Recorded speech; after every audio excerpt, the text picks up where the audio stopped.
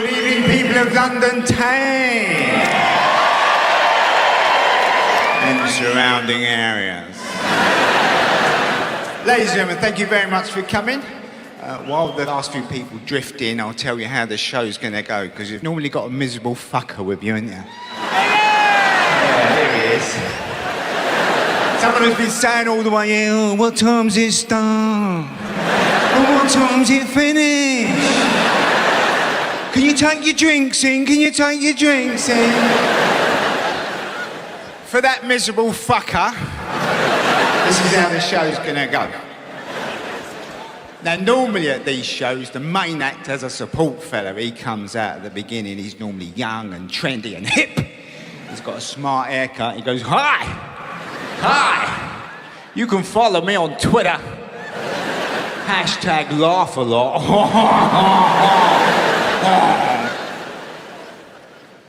Does anyone know what that means? People say it to me all the time now. Hashtag this, hashtag that. I say apostrophe, fuck off, mate, will you?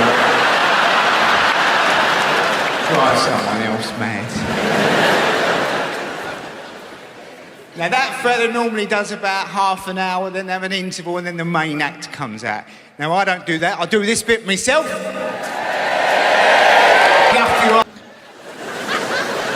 Isn't it funny now? Sex, everyone's fucking gone sex mad, haven't they? Are you having the best sex? Are you having the longest sex? Are you having the fucking hardest sex? Woo! I blame pornography. Consumption of pornography, it's got out of hand. You couldn't get it in the 70s. You couldn't get it. It was illegal. Men had to go to a dirty cinema, didn't they?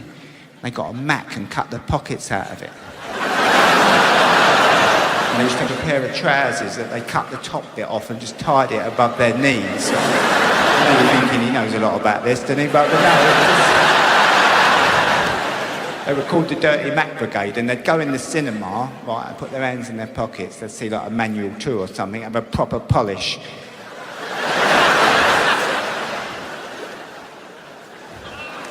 It's a Benji's. I'm giving it to you in the street here, people. And you get to the 80s. Sadly, much more common pornography, because you had people the video recorder turned up, didn't it? And suddenly you could get a film. Every factory, every warehouse had a bit of a nonce in it. Geezer who reproduced them. In our factory, it was a geezer called Colin the Polisher. And he'd come up and go, I've got some films, Mick, for the weekend, got some films. They're blinding. They're from the continent. He only had 3 teeth, fuck me. Mahogany, yew and dark oak. And use them as a colour chart. Do you want the mahogany or the dark oak? He was a proper nonce. Do you want a film for the weekend?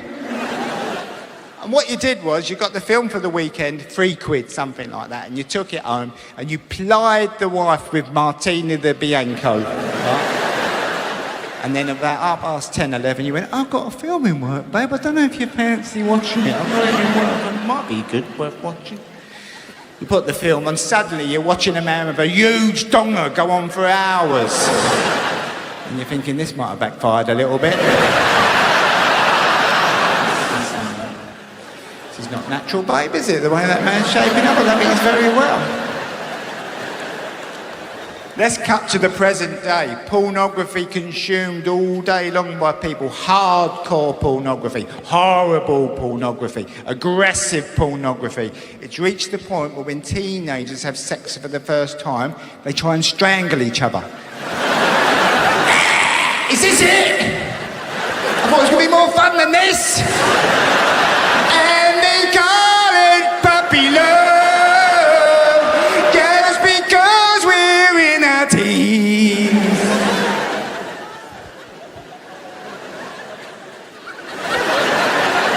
Teenage pregnancy is nothing new, is it? You know, it's been in the news lately about they want the teenager to abstain and things like that. But teenagers were still shagging each other back in the 70s, but they got married if they got someone pregnant.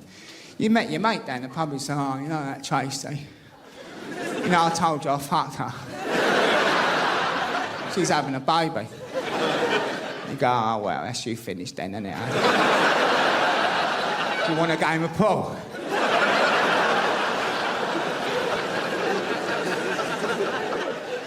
Lives in the balance. I like nudity indoors. I don't like public nudity. I've tried it. Me and my wife went on a little Greek holiday once and she talked me into going to the bleeding nudist beach. Now, there's a problem if you're a male from the UK. You've been covering your penis up for legal reasons all of your adult life. And suddenly you're just walking about in front of people. And the penis is not having it. It goes, what the fuck are you doing? What are you doing? You're going to get us nicked. And it hides in the pubes.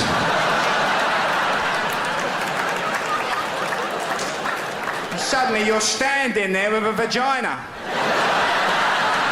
This is nice.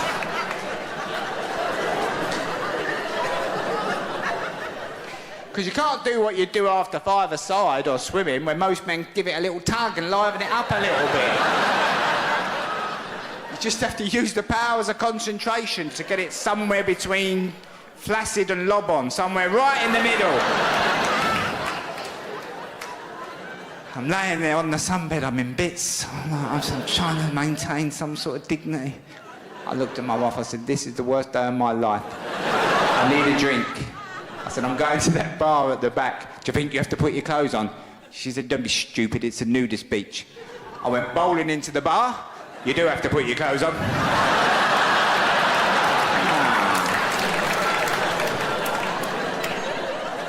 Never has a lager taken so long to pour. Slow realisation that everyone else has got their clothes on.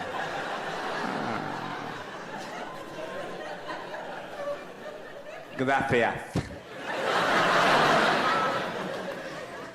So, it's creating problems with couples. I met an eminent sex therapist, right, as part of my latest Sky show, and I was talking to her about the consumption of pornography. She said it's causing big problems with couples, Mick, big problems. She said we're having a major issue with pegging, right? Pegging, right, for those who don't know, is when the female of the species, who is more deadly than the male, right? She puts on a strap-on dildo and she penetrates the man anally. Not annually, that's a completely different thing, right? She pays into it. So the women are seeing it and thinking, I fancy a bit of that. But there's a lot of men who don't want to be pegged. It's creating tension amongst couples, right?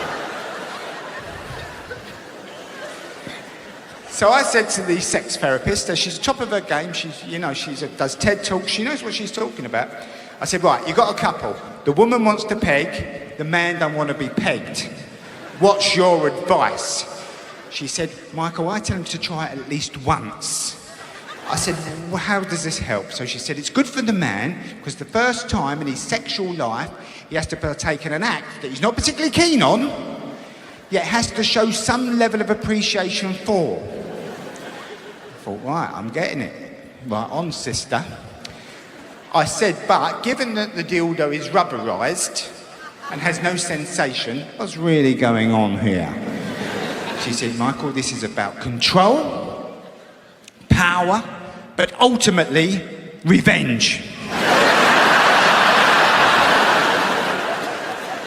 I said, revenge? She said, yes. I said, revenge for what? She said, I believe this is revenge for the facial, right?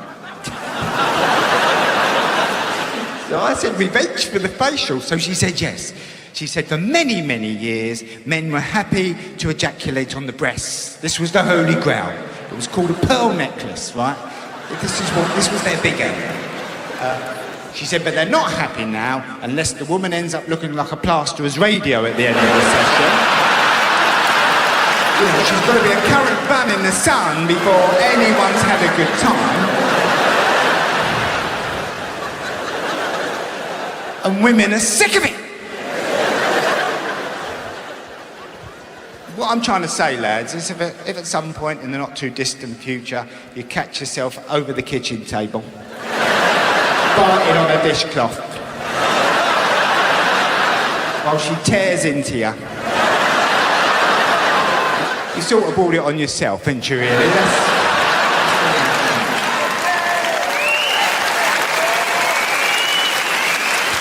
So, I thought I'd do that bit at the next Royal Variety performance. What do you think? Yeah? won't be doing that again. They keep on asking me to do it. I'm not bowing and scraping in front of that big-eared cunt. No fucking way.